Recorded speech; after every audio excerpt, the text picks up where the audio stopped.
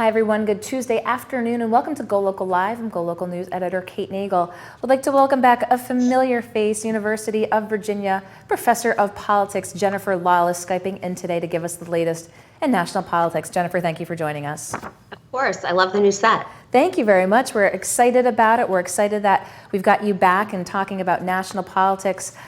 Let's start with what's dominating the news, of course, in coronavirus throughout the country, and the response to it and how it's unsurprisingly been politicized. So let's talk a little bit about that in terms of how the president has handled it so far. The markets have reacted, but like everything else in the last few years, again, it just seems the politics seem to be a specter over the entire country.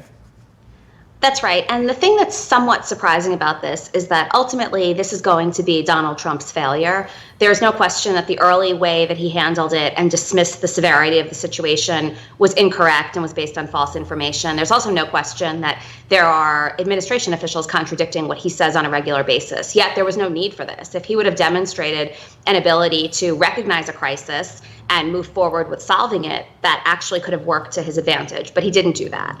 And then on top of that, you have Republican members of Congress who last week were mocking the idea that the coronavirus was a real thing, and now several of those members themselves are in self-quarantine.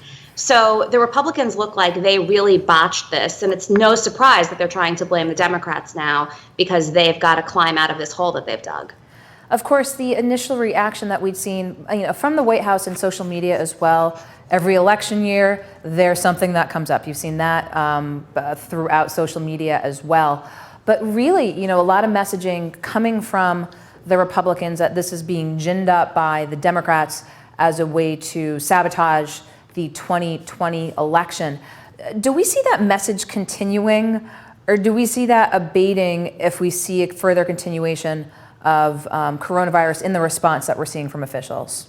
I think the Republicans are going to try and continue to push that message, but what sets this crisis aside from others, including natural disasters like hurricanes or tornadoes or other incidents leading up to Election Day, is that this one affects the entire country, and almost every person has seen it affect their own individual lives. I was just on Amazon, and a 6-pack of Clorox wipes is $180. Right, that's crazy. There's price gouging. Andrew Cuomo in New York literally is putting an end to this. He's fining tons of businesses. So people that might not be infected, that might never come into contact with somebody who's infected, are going to feel the economic effects. They're going to also see just day-to-day changes in their daily lives. And that makes it very, very difficult to politicize in a way that is typically based on a lack of information. People probably have more information about this than they do most other events that are politicized. So you're a political scientist. For folks who are watching, UVA is on spring break this week. But just did want to talk with you, conversations amongst politicos, if this were to continue, if there were extended self-quarantines, the potential to impact voting, have you started to see conversations around what could remote voting look like? Well, we've known for a long time that different states have employed different methods. So Oregon, for example, is 100% mail voting already, M-A-I-L, not M-A-L-E. A lot of women vote. So they're 100% mail voting already, and they have one of the highest turnout rates in the country. So the issue is not necessarily that people would be unable to cast those ballots, but it's allowing these states to, in a reasonable amount of time, move to a system where they could actually implement sending out ballots and counting these votes. I think tonight in Michigan and Missouri and Mississippi, we're going to get a sense of the extent to which this is actually affecting people. Comparing turnout numbers in those states to turnout numbers just from a week ago will probably shed some light on the extent to which people are staying home or trying to avoid busy quarters. Have we seen any talk about this, Jennifer, today as we're here on kind of mini Tuesday, if you will, from those states of concerns? Have we heard pundits say we expect a lower turnout? Have we heard elected officials say that they have concern for a lower turnout? Or is this just the Wild West and we'll only see when the dust falls?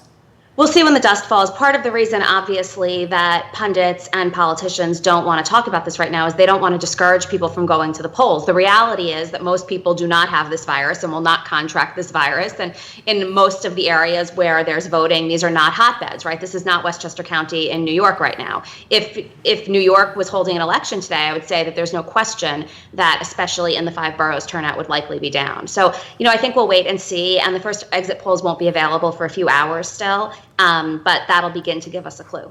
I feel like I need to call you up again tomorrow when we again talk about the proverbial dust settling, because my, oh my, the difference a week makes, of course, seeing what transpired from Super Tuesday and looking now, Biden v. Sanders. The talk seems to be keep an eye on Michigan. What else are we looking at?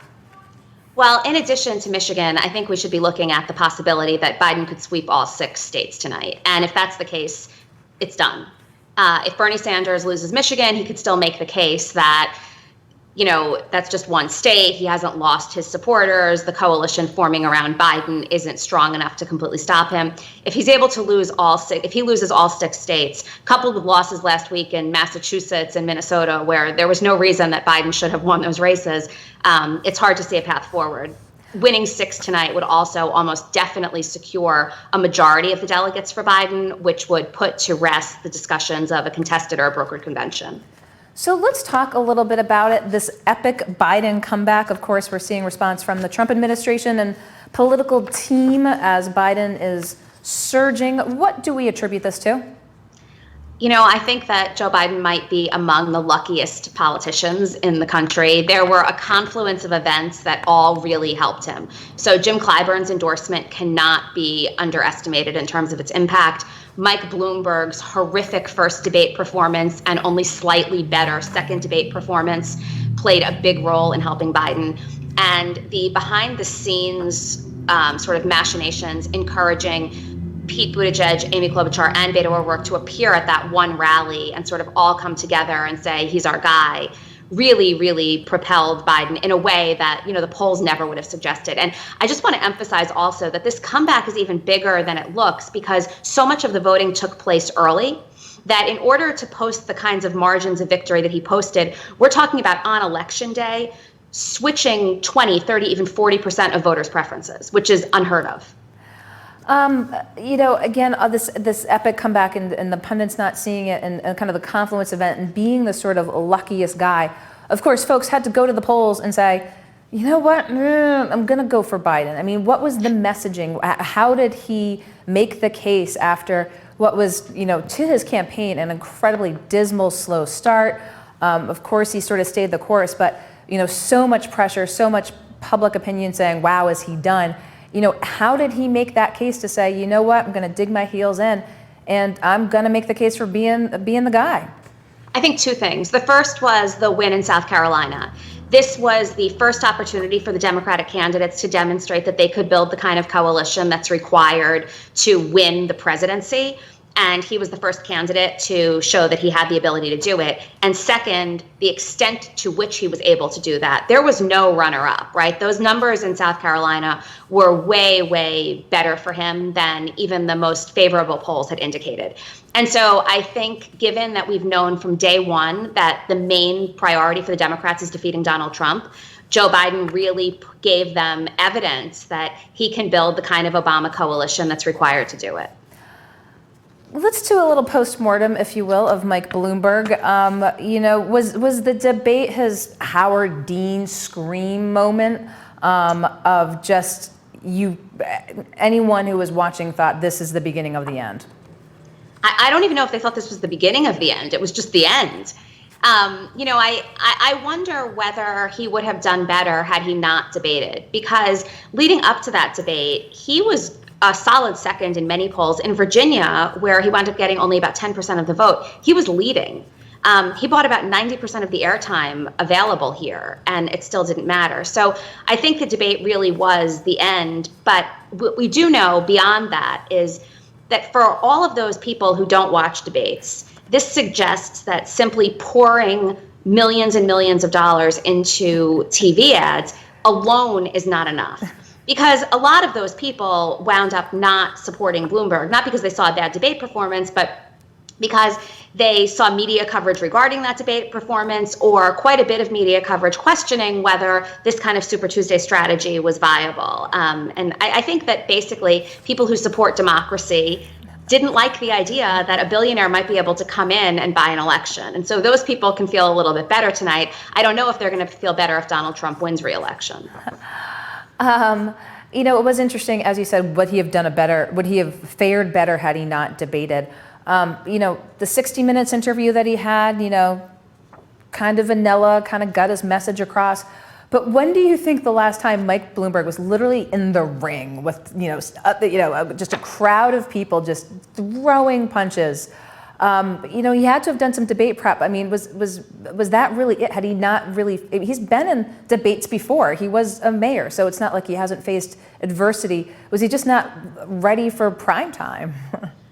I think that's part of it. I also think that the expectations were so high because he did put together a campaign team and a media strategy and a social media strategy that sort of made all of the other campaigns look like they were amateur hour.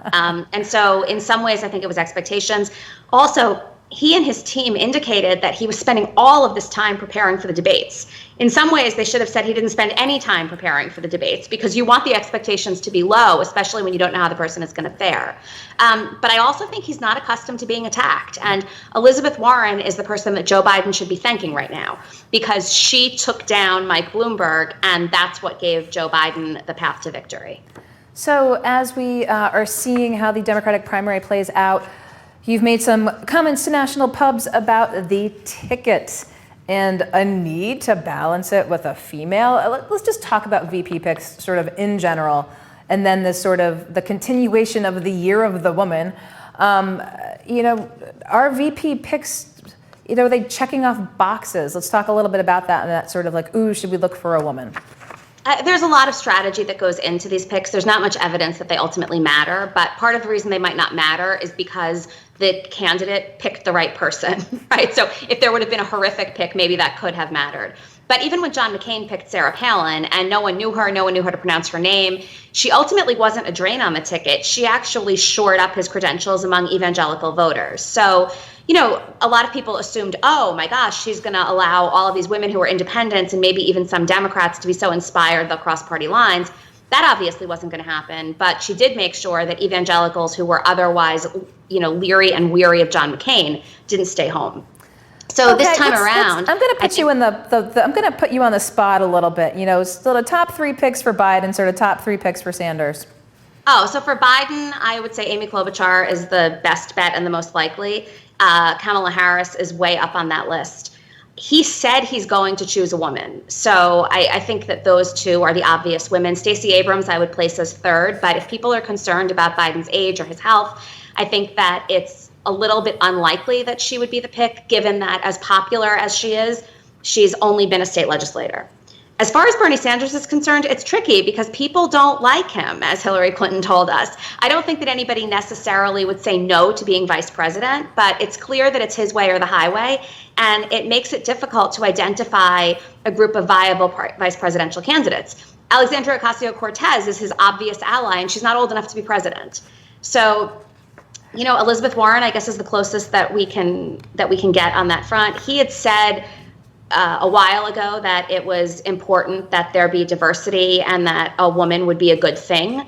I don't know if he's definitely going to keep that pledge. Could you see a Warren just accepting an offer for a VP slot on the Sanders ticket? I think everybody would be willing to accept the slot because it's a pretty impressive credential to have and a pretty important role, and it situates you nicely to become president.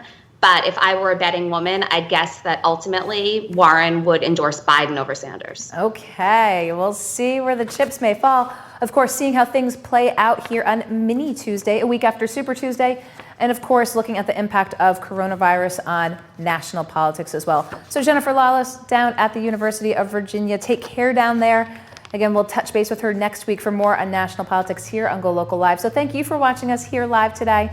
Be sure to go localprov.com for the latest in news, politics, lifestyle, sports. The Ivy League has canceled the season-ending hoops tourneys for men's and women's basketball teams. And of course, this morning, a passenger taken from TF Green Airport with flu-like symptoms to a hospital. You can read more all about this on GoLocal. Oh, the big news this afternoon, Market Basket opening up in Rhode Island. You can read all about it on Rhode Island and GoLocalProv.com. Okay, thank you. We'll see you soon. I'm GoLocal News Editor Kate Nagel.